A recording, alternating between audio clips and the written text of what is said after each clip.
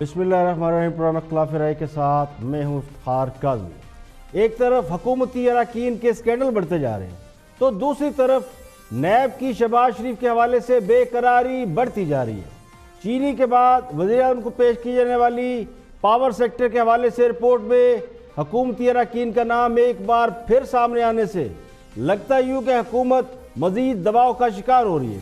جہانگیر ترین ایک طویل عرصے سے خان صاحب کے قریبی اور قابل اعتماد ساتھی رہے ہیں، لیکن آٹے اور چینی اور اس کے بعد پاور سیکٹر میں بھی ان کا نام آ رہا ہے۔ آٹا چینی اسکینڈل میں تو حکومت کے کئی لوگوں کے نام ہیں۔ وزیر اعلیٰ عثمان بزدار پر بھی سوالات اٹھائے گئے ہیں۔ اب سوال یہ کہ ان حالات میں جب ملک میں کرونا وائرس کی وبا پھیلی ہوئی ہے، حکومت اپوزیشن کے ساتھ مل کر حالات کا مقابلہ کرنے کا تاثر بھی دے رہی ہے، تو دوسری طرف اسی قسم کے اسکینڈل منظر عام پر آ رہے ہیں جن میں کرپشن اور دیگر معاملات ہیں۔ اب اس کے بعد اچانک اپوزیشن لیڈر شہباز شریف کو بھی نیب کے بلاوے آنا شروع ہو گئے ہیں، اور کہنے والے تو کہتے ہیں کہ شہباز شریف کو گرفتار کرنے کے پلان بنائے جا رہے ہیں۔ نیب نے بظاہر اس الزام کی تردید کی ہے، لیکن ایک بار پھر شہباز شریف کی طلبی کا نوٹس بھی جاری کر دیا ہے، جس سے لگتا یوں ہے کہ 25 اپریل کو آٹا چینی اسکینڈل کی فرانزک رپورٹ آنے سے قبل اپوزیشن رہنما کی گرفتاری سے لوگوں کی توجہ سابقہ حکومت کی مبینہ کرپشن کی طرف مبذول کرانے کی کوشش کی جا رہی ہے۔ حکومتی اراکین کے اسکینڈل میں ایک اور اضافہ ایک مشیر صاحبہ کے بھتیجے کے اعلیٰ سرکاری عہدے پر 18 لاکھ کے وسط تعیناتی ہے، جس پر سوشل میڈیا میں زبردست تنقید کی جا رہی ہے۔ ابھی تک اس کی تردید بھی سامنے نہیں آئی، اور کہنے والے تو کہتے ہیں کہ سیاسی کھیل بھی شد و مد کے ساتھ جاری ہے۔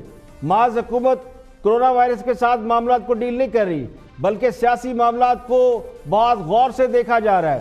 شہباز شریف جب سے پاکستان واپس آئے ہیں تو ان کی سرگرمیوں کو مانیٹر کیا جا رہا ہے۔ اب لگتا یوں ہے، اور کہنے والے یہ کہہ رہے ہیں کہ 25 اپریل کو فرانزک رپورٹ آنے سے قبل ہی کوئی بہت بڑا سیاسی دھماکہ کرنے کی تیاری کی جا رہی ہے، جو پاور سیکٹر اور آٹا چینی اسکینڈل کی رپورٹ کو پیچھے پھینک دے گا یا بہا لے جائے گا۔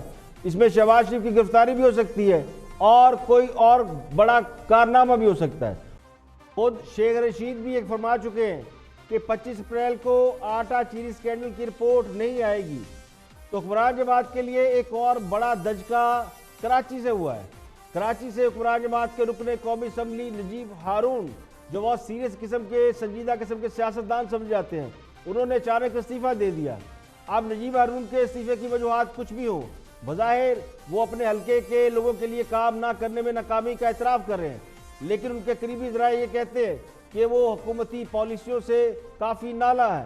نجیب ہارون کے ذرائع کے مطابق وہ قیادت کی طرف سے وقت نہ ملنے پر بھی نالاں نظر آتے ہیں، اور کرونا وائرس کے معاملے پر جو سیاست کی جا رہی ہے اس سے بھی خوش نہیں ہے۔ حکمران جماعت کے ایم این اے کا استعفیٰ کسی دھچکے سے کم نہیں، خاص کر اس حکومت کے لیے جو اتحادیوں کے بل بوتے پر حکومت کر رہی ہو اور جس کے اپنے اتحادی بھی ناراضگی کا اظہار کر رہے ہو۔ پروگرام میں اور بھی اہم موضوعات شامل ہیں، دیکھتے ہیں ہائی لائٹ۔ خیر وہ نمبرز ان کو چھوڑیں، لیکن بالکل صلاح مشورے سے چل رہے ہیں۔ پرائم منسٹر صاحب نے 13 تاریخ کو پہلی میٹنگ کی تھی، 13 مارچ کو، اور اس میٹنگ میں بھی ہم نے اپنا موقف پیش کیا تھا۔ فیصلہ وہی ہوتا ہے جو باہمی رضامندی سے ہوتا ہے۔ پھر ہمیں یہ انسٹرکشنز، یہ ڈائریکشنز ملی کہ جی صوبے اپنا اگر کوئی فیصلہ کرنا چاہیں تو خود کریں۔ ابھی بھی یہ بات کی جاتی ہے۔ ان کی قوت مدافعت کا تعلق اقتدار کے ساتھ ہے۔ آج اگر ٹیلی فون چلا جائے کہ جی آپ کل صبح وزارت اعلیٰ کا حلف اٹھا رہے ہیں، تو ایسی قوت مدافعت پھر دیکھو پورے شہر کی پولیس جاتی عمرے تو ماڈل ٹاؤن اچھا ہے، کلیدی ہے مسیحا کے طور پہ، اور ہم لوگ اس چیز کو بڑا اپریشیٹ بھی کرتے ہیں، لیکن یہ وقت نہیں ہے ایسا۔ یہ ان کی ڈیمانڈز ہو بھی سکتا ہے، ٹھیک ہے، دیکھیں جہاں تک کرونا سے ڈیل کرنے کا پی پیز وہ مانگے یا وہ فلیکسیبل آورز مانگے، اس طرح کی چیز مانگے، ٹھیک ہے، باقی ان کی ڈیمانڈ جائز بھی ہونا، تو یہ وقت نہیں ہے۔ لیکن یہ وہ جان کر رہے ہیں میرے خیال میں گورنمنٹ کو رینسم رکھنے کے لیے، کیونکہ انہیں پتہ ہے کہ گورنمنٹ کو آپ بات تو میری سن لیں۔ میں یہ کہہ رہا ہوں کہ پوری دنیا کے اندر بڑی سے بڑی جو ایفیشنٹ حکومت ہے، کسی بھی ملک کی آپ اٹھا کے دیکھ لیں، امریکہ ہو، یورپ ہو، کینیڈا ہو، ہر حکومت کے اوپر تنقید وہاں کی اپوزیشن نے, وہاں کی سول سوسائٹی نے, وہاں کے ڈاکٹرز نے سرٹن سطح کے اوپر کی ہے کہ آپ کو یہ کام یا یہ اقدامات آپ کو لینے چاہیے تھے؟ دیکھیے زیادہ پیچھے نہ جائیں, سر محل ایون فیلڈ کہانیاں لے لیں, نیکلس کہانیاں, العزیز العزیزیہ flagship, Avenfield reference, Panama leaks, جعلی accounts, money laundering, Dubai leaks, Swiss leaks, آٹا گندم گھپلے, چینی گھپلے, رینٹل پاور گھپلے, ایفیڈرین گھپلے, بجلی گھر ڈاکے, 100 میگا کرپشن سکینڈلز آپ کے پڑے ہوئے ہیں, 70 کبھی بھی پڑے ہوئے ہیں, فالودے والے کیوں مشکل میں ڈال دیتے ہیں. میں نے تو مذاق کیا, نیب سیریس ہو گیا. میں ویسے مذاق ہلکی پھلکی موسیقی کرتا رہتا ہوں, اور ابھی 1-2 اور قسطوں میں میری وجہ سے وہ اس کو رعایت مل جائے گی, رمضان تک اس کو بلائیں گے. لیکن آصف زرداری کی بیل کے بعد لاک ڈاؤن نے دنیا کے اضطراب میں اضافہ کر دیا ہے. جرمنی اور پیرس میں لاک ڈاؤن کے خلاف مظاہرے پھوٹ پڑے ہیں, پولیس سے جھڑپیں ہو رہی ہیں, کرونا وائرس سے عوام کے صبر کا پیمانہ لبریز ہو رہا ہے. پاکستان نے صورتحال کو محسوس کرتے ہوئے لاک ڈاؤن میں جزوی نرمی تو کر دی ہے تاکہ عوام میں بڑھتی ہوئی بے چینی کو کم کیا جا سکے. بڑے شہروں میں جزوی, جبکہ چھوٹے شہروں میں کلی طور پر کاروبار زندگی شروع ہو گیا. سندھ حکومت نے ہفتے میں 3 دن کاروبار کرنے کی تجاویز وفاق کو پیش کر دی ہے. لاک ڈاؤن میں کمی سے عوام کی بے چینی میں کسی حد تک کمی نظر آ رہی ہے. گھروں میں رہنے سے لوگوں پر جو معاشی دباؤ بڑھ رہا ہے, اس کے اثرات دنیا کے مختلف ممالک میں اب آہستہ آہستہ دیکھنے کو مل رہے ہیں.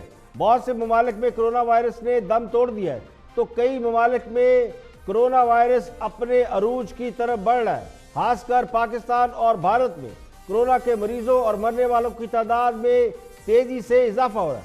پاکستان میں کرونا وائرس نے مزید 17 افراد کی جان لے لی ہے, جبکہ ایک روز قبل بھی 24 افراد کرونا وائرس کے باعث چل بسے تھے, اور اس وجہ سے ملک میں اس مغلق وبا سے ہلاک ہونے والوں کی تعداد 184 ہوگی. مختلف شہروں میں 400 نئے کیس سامنے آئے ہیں. مصدقہ مریضوں کی تعداد 8,519 سے بڑھ گئی ہے.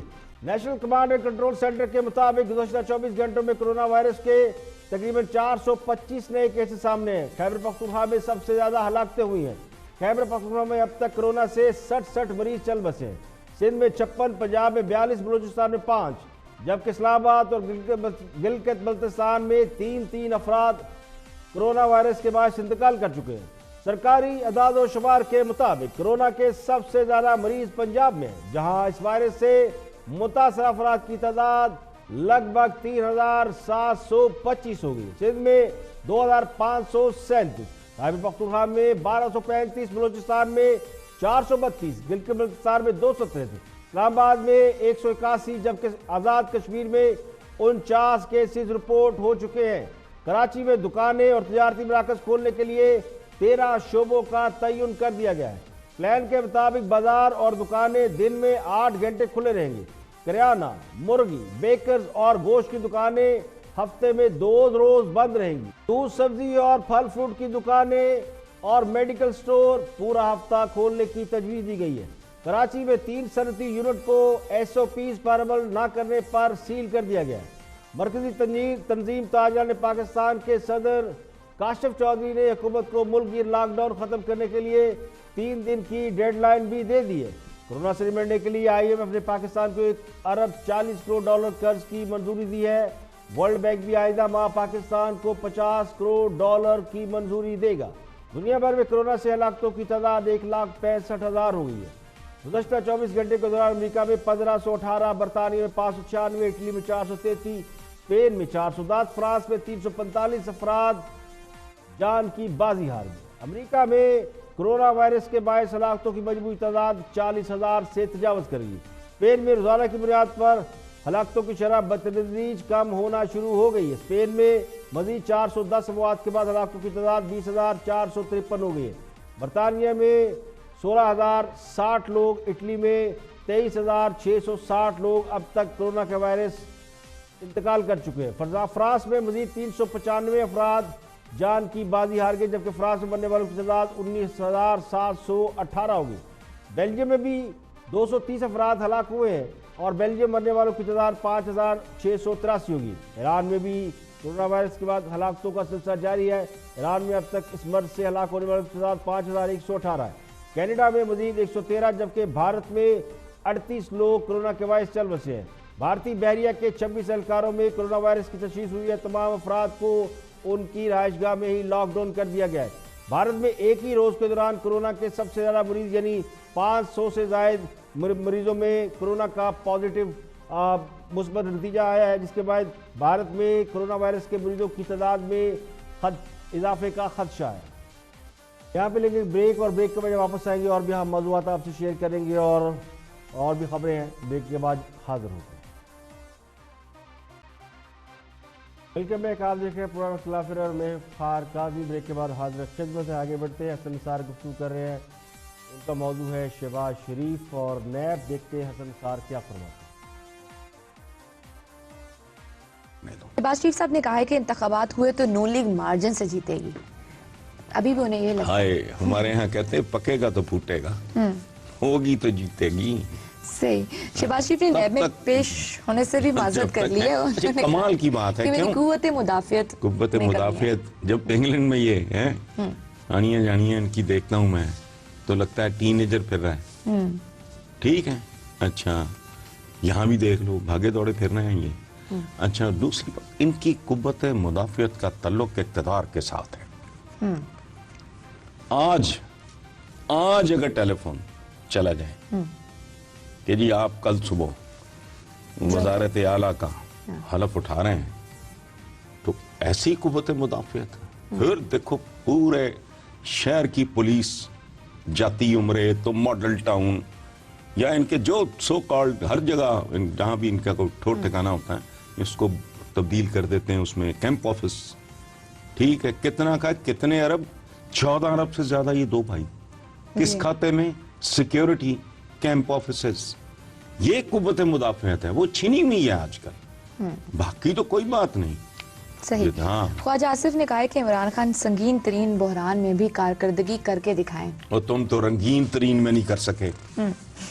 عمران تو is doing very well، بلکہ مجھے حیرت ہو رہی ہے جتنی متانت سے، جتنی مضبوطی سے۔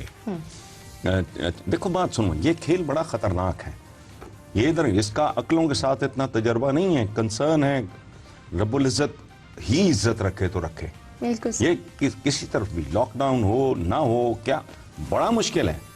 یہ جو ہے نا آٹا گوندی ہلدی کیوں ہے، یہ کہہ رہا ہے سنگین ترین بحران، بھئی کیا کرے وہ میرا۔ اچھا جیسے چائنا میں جو ہمارے بچے پھنسے ہوئے تھے، یہی زیادہ تر پاپولر بات ہوئی تھی نا کہ جی لاؤ لاؤ لاؤ، پتہ لگا نہیں۔ سو اللہ سے رحم مانگیں، کرم مانگیں، اللہ ہدایت دے، حکمت عطا کرے، بہتر فیصلوں کی توفیق۔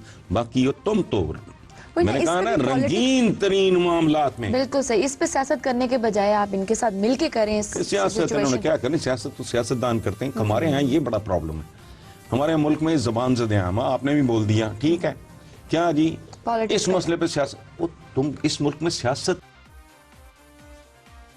کبھی کے دن بڑے کبھی کی راتیں، نہ دن سزا بڑے رہتے ہیں نہ راتیں ہمیشہ لمبی رہتی ہیں۔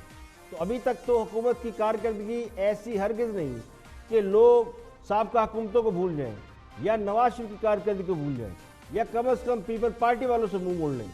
اب کل کا تو کسی کو پتہ نہیں، ہاں صاحب کو ایسا کرشمہ کر دکھائیں کہ لوگ ان کی موجودہ کارکردگی کو بھول جائیں اور سب کچھ درگزر کر دیں، پھر ہو سکتا ہے ہاں صاحب 2/3 اکثریت لے کر سب کو واش آؤٹ کر دیں۔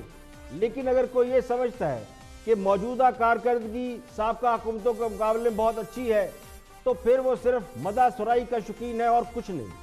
چڑھتے سورج کو تو سبھی سلام کرتے ہیں، جو آج صاحب مسند ہیں وہ کل نہیں ہوں گے، تو پھر یہ کیا کریں گے؟ کیونکہ جو کل صاحب مسند تھے وہ آج نہیں ہے۔ تو اقتدار کا کھیل اسی طرح چلتا رہتا ہے۔ یہ کہہ دینا کہ فلاں کا وقت ختم ہو گیا اور فلاں جماعت کبھی دوبارہ سر اقتدار نہیں آئے گی، یہ لوگ خان صاحب کے بارے میں بھی کہا کرتے تھے کہ خان کبھی وزیر اعظم نہیں بنے گا، تو بن گئے وہ۔ تو حسن نثار یہ بھول رہے ہیں کہ پنجاب میں اکثریتی جماعت اب بھی وہی ہے جو انہیں پسند نہیں ہے، اور خان صاحب کی حکومت اتحادیوں کے بل بوتے پر کھڑی ہے، مرکز میں بھی اور پنجاب میں بھی۔ اب یہ تو قسمت کا کھیل ہے اور لانے والوں کی مہربانیاں ہیں کہ ایک اقتدار میں ہے اور دوسرا اقتدار میں آنے کو تیار نہیں، وہ لڑائی کے موڈ میں چلا گیا۔ تو نواز شریف لڑائی کے موڈ میں نہ جاتے تو آج صورتحال مختلف ہوتی۔ یہ میں نہیں کہہ رہا، یہ خود حکومت کے لوگ گاہے بگاہے بتا چکے ہیں کہ نواز شریف کس وجہ سے سیاست سے یا اقتدار سے باہر ہوئے. یہ کار ہے اور اینالسٹ ہے شاد بھٹی گفتگو کر رہے ہیں. اعتراض ہے میں دیکھتے ہیں کہ ان کا موضوع سخن کیا ہے.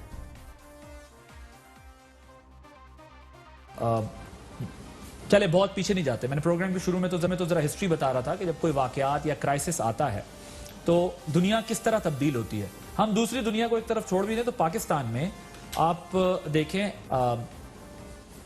سوئس اکاؤنٹس، پناما کیس ہو، اس کے علاوہ گندم چینی کا بحران ہو، اس کے علاوہ بڑے بڑے سکینڈلز آئیں، چلتا رہتا. تھوڑی بہت سزائیں بھی ہو جاتی ہیں. لیکن کیا حتمی طور پر سبھی بات آج تک کا جو کرائسس، ابھی تک کا جو کرائسس ہمارے سامنے آ رہا ہے، حتمی طور پر ہمارے ہاں کبھی کوئی چیزیں لاجیکل کنکلوژن پہ جائیں گی یا پھر یہی بٹس اینڈ پیسز میں ہمیں اکاؤنٹیبلٹی دکھائی دے گی؟ دیکھیے زیادہ پیچھے نہ جائیں. سرے محل ایون فیلڈ کہانیاں لے لیں، نیکلس کہانیاں، العزیز العزیزیہ flagship, Avenfield reference, Panama جعلی accounts, money laundering, Dubai leaks, Swiss leaks, آٹا گندم گھپلے، چینی گھپلے، رینٹل پاور گھپلے، ایفیڈرین گھپلے، بجلی گھر ڈاکے، 100 میگا کرپشن سکینڈلز آپ کے پڑے ہوئے ہیں، 70 کبھی بھی پڑے ہوئے ہیں. فلودے والے ارب پتی، مالی ارب پتی، پھیری والے، پاپڑ فروش، کچھ نکلا؟ کچھ حاصل وصول ہوا اس قوم کو؟ نہیں ہوا. 4 آنے واپس ملے؟ نہیں ملے. ہر ادارہ خسارے میں. ملک پلاٹوں میں تقسیم کر کے بیچ دیا گیا، فزیکلی پلاٹوں میں تقسیم کر کے بیچ دیا. کوئی کیس منطقی انجام تک پہنچا؟ نہیں. بے نامی جائیدادیں، بے نامی اثاثے، بے نامی چینی کاروبار، بے نامی ٹیٹیاں، بے نامی ڈاکے، بے نامی وارداتیں. کچھ ہاتھ لگا؟ ایک ہی حل ہے. حل کیا ہے؟ یا چھوڑ دیں، سب کچھ معاف کر دیں، ریڈ لائن کھینچ دیں کہ آپ مائی باپ ہیں، آپ طاقتور ہیں، یا یہ آئین، یہ قانون، یہ جمہوریت، یہ نظام، یہ قوم جسے کرونا وائرس اندر سے کھا گیا کرونا آنے سے پہلے، جو گل سڑ چکا ہے، بدبودار ہو گیا ہے، جو آڈٹ لیس ہے، پرفارمنس لیس ہے، اس آئین، اس قانون، اس جمہوریت، اس نظام، اس قوم کو 6 مہینے کے لیے ریسٹ دیں. 6 مہینے کے لیے کوارنٹین میں رکھیں. سب کو پکڑیں، الٹا لٹکائیں، سعودی ماڈل پھینٹیاں لگائیں، ان کے پیٹ چیریں، ان کے میدوں کا آپریشن کریں اور مال مسروقہ ریکور کریں. دیکھیں، نظام کو لپیٹنے کی خواہش ان لوگوں کی ہے جنہیں نظام چلانا نہیں آتا یا ان سے نظام چلتا نہیں ہے.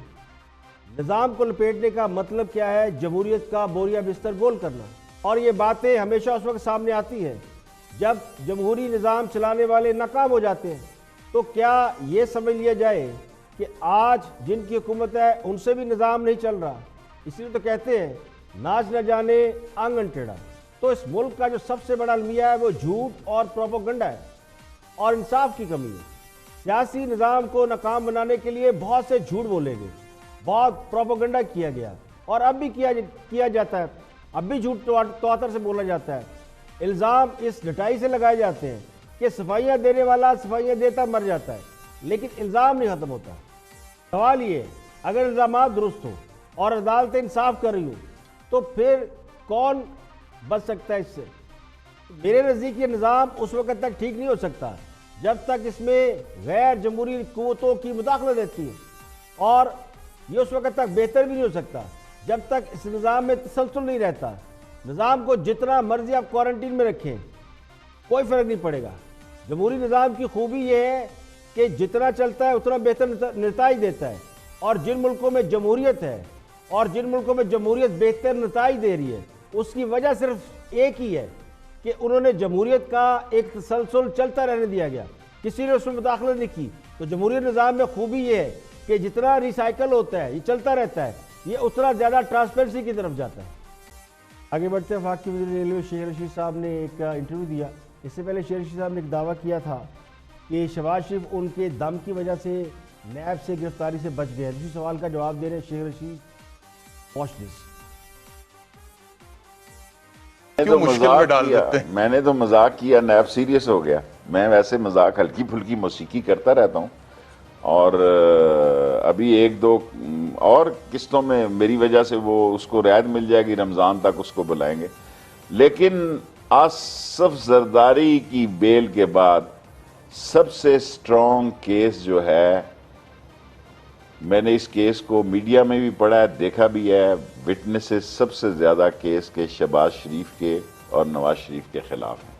یہ میں سیریس کہہ رہا ہوں نیب کو، میں مذاق نہیں کر رہا. اور دم کی بات تو میں نے اس وقت کی تھی جب ان کا پتھری کا مسئلہ تھا نواز شریف کا. میں نے کہا لال ویلی میں آئے میں دم کروں گا، پتھری جو ہے وہ نکل جائے گی. وہ تو میرا مطلب ہے، اگر شہباز شریف جو ہے وہ لندن سے کیوں آیا، پوچھیں ساری قوم سے کیوں آیا؟ اس لیے آیا کہ یہ افواہیں اڑا رہے ہیں کہ نیشنل گورنمنٹ بنے گی جی، یہ کرونا تباہی پھیلا دے گا اور ڈیفالٹ ہو جائے گا اور سب کچھ. یہ کیوں، کیا لوگوں میں یہ افواہیں پھیلا رہے ہیں؟ یہی پھیلا رہے ہیں یہ لوگ اور ان کے ایجنٹ پھیلا رہے ہیں. نمبر 1 ان کا خیال تھا کہ ڈیفالٹ ہو جائے گا.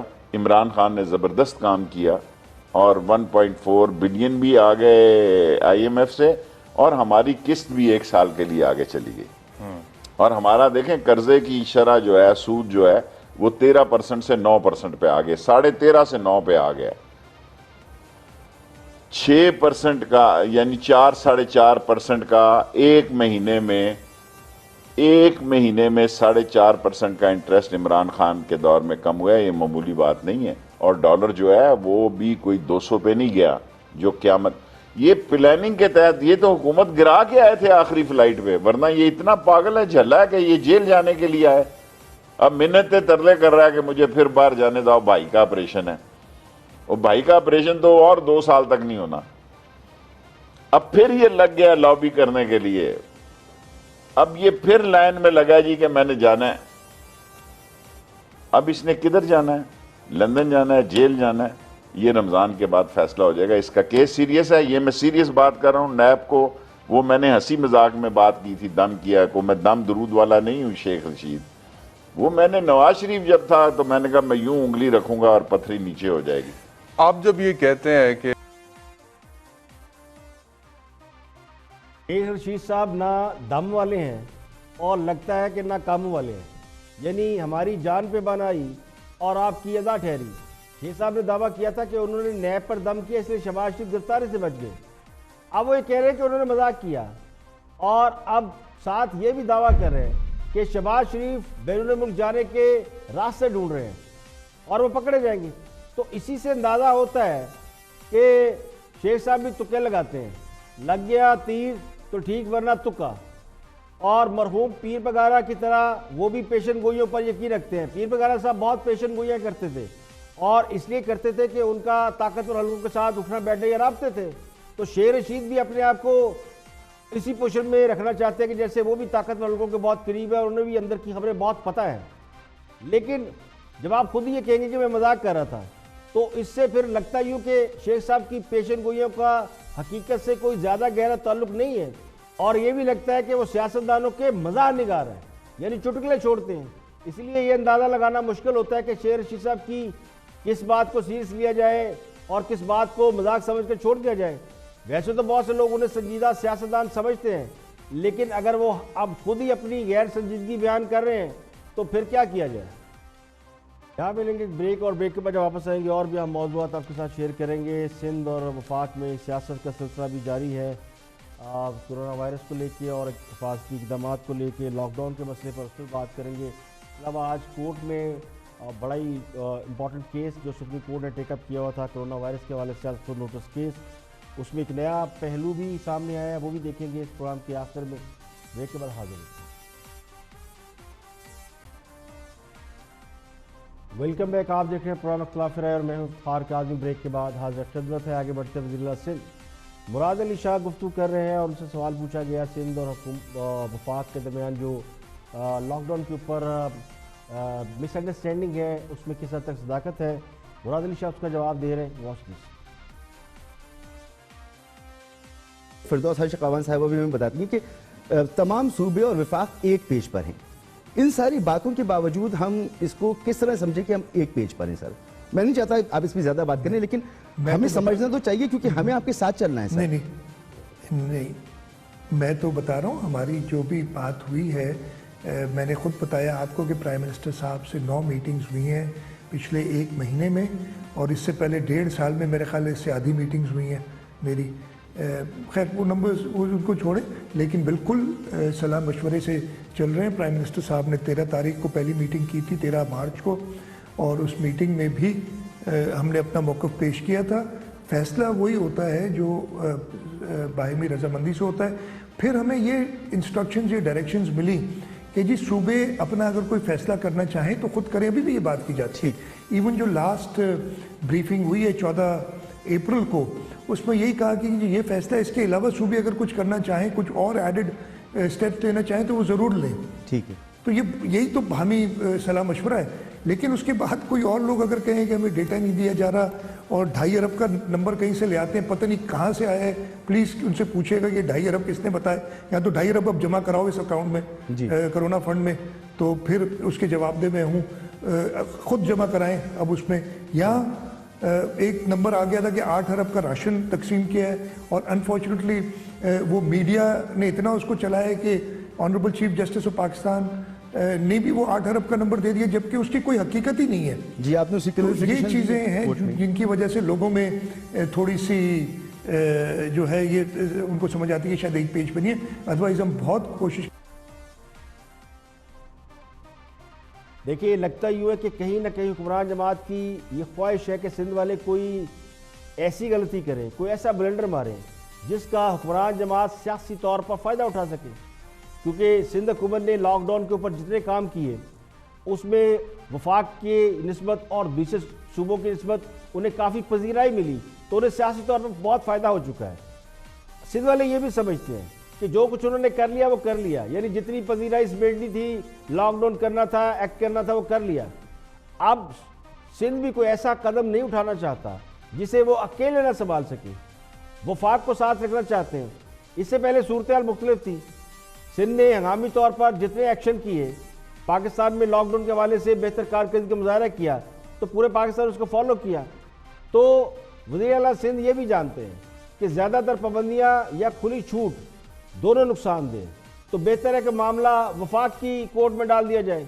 लेकिन जो असल झगड़ा चल रहा है वो पैसों की तकसीम का है। हुक्मरान जमात ये तासुर देने की कोशिश करी कि सिंध हुकूमत ने इतना खर्च नहीं किया जितना मीडिया में रिपोर्ट हुआ है। इसी बात पर सुप्रीम कोर्ट ने सिंध हुकूमत को सवालात का निशाना बनाया था।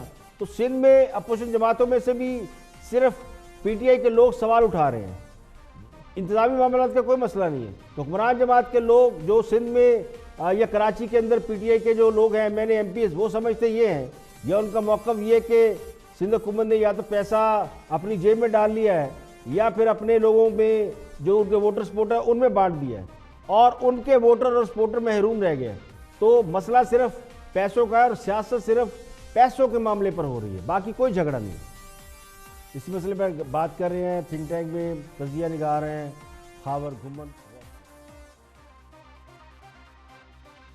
जब हम तबसरा और तजिया करते हैं पूरा सब्जेक्टिव होना चाहिए। मोहतरम बिलावल भुट्टो जरदारी साहब ने प्राइम मिनिस्टर इमरान खान और वफाकी हुकूमत का नाम लेके टारगेट किया था कि ये हमारे मुल्क के अंदर जो रिक्वायर्ड एक्शंस हैं ये नहीं कर रहे, ये मुल्क को फेल कर रहे हैं और अच्छे खासे उन्होंने कहा था कि सुस्त हैं इक़दामात, ये नहीं कहा कि नहीं कर रहे। आप बात तो मेरी सुन लें। मैं ये कह रहा हूं कि पूरी दुनिया के अंदर बड़ी से बड़ी जो एफिशिएंट हुकूमत है, किसी भी मुल्क की आप उठा के देख लें, अमेरिका हो, यूरोप हो, कनाडा हो, हर हुकूमत के ऊपर तनकीद वहाँ की अपोजिशन ने, वहाँ की सिविल सोसाइटी ने, वहाँ के डॉक्टर्स ने सर्टन सतह के ऊपर की है कि आपको ये काम या ये इकदामात आपको लेने चाहिए थे, आपने ये इकदामात नहीं उठाए। उसका जो भी जवाब है ट्रंप को जो समझ आती है वो दे रहा है, बोरिस जॉनसन को जो जवाब समझ आ रही है वो दे रहा है, और बाकी भी हर सतह के ऊपर सियासत हल्की फुल्की चल रही है। अब यह है कि इसका हल अगर हम इस बात से निकालें कि जी इनको मुंह बंद कर लेने चाहिए, मैं तो इसको एक मस्बत अंदाज में लेता हूं कि अगर सिंध की हुकूमत वफाकी हुकूमत की कुछ थोड़ी बहुत कमियों कोताहियों को हाईलाइट करती है कि ये वो जगह हैं जिनके ऊपर हमें आगे जाना है, इसके ऊपर और ज़्यादा काम होना चाहिए, तो वो भी ठीक है। अगर सिंध हुकूमत में जो मौजूद है वहाँ पे सिंध के अंदर जो पीटीआई के लोग हैं वो अगर बात करते हैं तो मेरे ख्याल में इसको लाइफ एंड डेथ का मसला नहीं बनाना चाहिए। हाँ, बिल्कुल कंफ्यूजन हरगिज नहीं फैलानी चाहिए अवाम के अंदर, वहाँ पे तमाम एक यकसुई। बदकिस्मती से हमारे यहाँ ये समझ लिया गया है कि दूसरों के काम में से अगर हम कीड़े निकालेंगे तो हमें लोगों की हमदर्दियाँ मिल जाएंगी और लोग समझेंगे कि इन्हें हमारी बड़ी फिक्र है। جبکہ کرنا کرانا کچھ نہیں ہے۔ دنیا بھر میں حکومتیں کورونا کی وجہ سے دباؤ کا شکار ہو کر تنقید کا نشانہ بن رہی ہیں، اور ہمارے ہاں آ بیل مجھے مار والے صاحب ہیں، یعنی بول بول کر تقریریں کر کر کے بتا رہے ہیں کہ ہم بڑا کام کر رہے ہیں۔ تعلیم بالغاہ کی طرح دائیں بائیں لوگ بٹھا کر سوال کیے جاتے ہیں اور رائی کا پہاڑ بنایا جاتا ہے۔ دیکھیں اس میں کوئی شک نہیں، کرونا وائرس کی وجہ سے پوری دنیا کی حکومتیں پریشر میں ہیں، ہماری حکومت پریشر میں ہے، چاہے فیڈرل گورنمنٹ ہے چاہے پروونشل گورنمنٹ ہے، اور سیاسی حکومتوں کو یہ بات اچھی طرح معلوم ہے کہ ناکامی ان کے گلے پڑ رہی ہے، نہ وہ لوگوں کو بچا پا رہے ہیں، نہ لوگوں کو مطلوبہ سہولیات دے پا رہے ہیں، نہ ان کی ترجیحات میں کبھی اس قسم کی بیماری تھی جس کے لیے کوئی بھی حکومت امریکہ سمیت وہ پہلے سے تیار ہوتی، تو حکومتیں اس معاملے میں اپنے ہاتھ کھڑے کر چکے، بالکل بے بس ہے۔ تو سیاستدان بھی اس معاملے میں کچھ نہیں کر پا رہے۔ فوج بہت بڑی طاقت ہوتی ہے، تو دنیا بھر کی جو فوجیں ہیں، ہر ملک کے پاس بڑی بڑی فوج ہے، تو بہت بڑا طاقت اور سورس ہوتی ہے، لیکن چونکہ یہ ہتھیاروں کی لڑائی نہیں ہے، تو اس لڑائی کو جو لڑ رہے ہیں لوگ، وہ ہے طبی عملہ، ڈاکٹر، پیرامیڈیکل سٹاف، یہ اس محاذ کے اصل سپاہی۔ تو جن حکومتوں نے یہ بات سمجھ لی ہے، وہ پیرامیڈیکل سٹاف کو سپورٹ کریں، انہیں سر آنکھوں پر بٹھاتے ہیں، تو بنیادی طور پر یہ طبی عملے کی ایک وبا سے جنگ ہے۔ لیکن ہمارے یہاں بالکل الٹ کام چل رہا ہے، ہمارے یہاں ڈاکٹروں کو پریورٹی نہیں ہے، ہمارے جو طبی عملہ ہے، ڈاکٹر ہیں، وہ سب فرنٹ محاذ پہ لڑ رہے ہیں، لیکن ان کے پاس نہ حفاظتی کٹس ہیں، نہ ماسک ہیں۔ تو ہم نے یہ بھی دیکھا، کوئٹہ میں بھی ڈاکٹروں نے احتجاج کیا تو ان کو مار پڑی، لاہور میں بھی ڈاکٹروں نے اپنے لیے حفاظتی سامان مانگا تو انہیں مار پڑی۔ تو جب ہم اپنے محاذ پر، فرنٹ محاذ پر لڑنے والوں کو سپورٹ ہی نہیں کرتے، تو پھر حکومتیں سیاست نہیں کرے گی تو اور کیا کریں گی؟ ان کے پاس کرنے کے لیے کچھ ہے ہی نہیں۔ اور سپریم کورٹ نے زکوٰۃ اور بیت المال کے خرچ تنخواہوں کی ادائیگی کے لیے شرعی رائے طلب کر لیے۔ چیف جسٹس گلزار احمد نے ریمارکس دیے کہ زکوٰۃ کا پیسہ بین الاقوامی دوروں کے لیے نہیں ہوتا، زکوٰۃ کے پیسے سے دفتری امور نہیں چلائے جا سکتے، عوام اور بیرون ملک سے لیا گیا پیسہ نہ جانے کیسے اور کہاں خرچ ہو رہا ہے، کروڑوں روپے خرچ کر دیے گئے، لیکن ملک میں مریض صرف 5000 ہے۔ چیف جسٹس کی سربراہی میں 5 رکنی لارجر بینچ نے کورونا وائرس کے حوالے سے از نوٹس کیس کی سماعت کی۔ چیف جسٹس پاکستان نے استفسار کیا کہ ہم نے محکمہ زکوٰۃ سے معلومات مانگی تھی، لیکن محکمہ زکوٰۃ نے کوئی معلومات نہیں دی، جواب میں صرف قانون بتایا گیا۔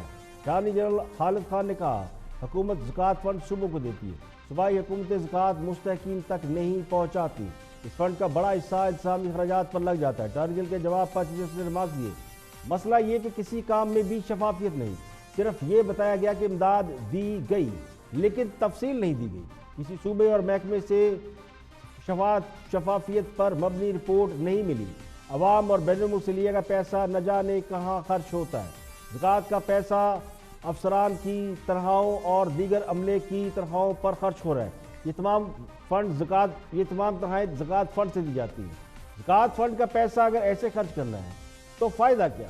زکوٰۃ فنڈ سے تنخواہ دینا کیا شرعی طور پر جائز ہے؟ کیا زکوٰۃ کے پیسے سے انتظامی اخراجات کرنا جائز ہے؟ کیا محکمہ زکوٰۃ کا بنایا گیا قانون شریعت سے متصادم نہیں؟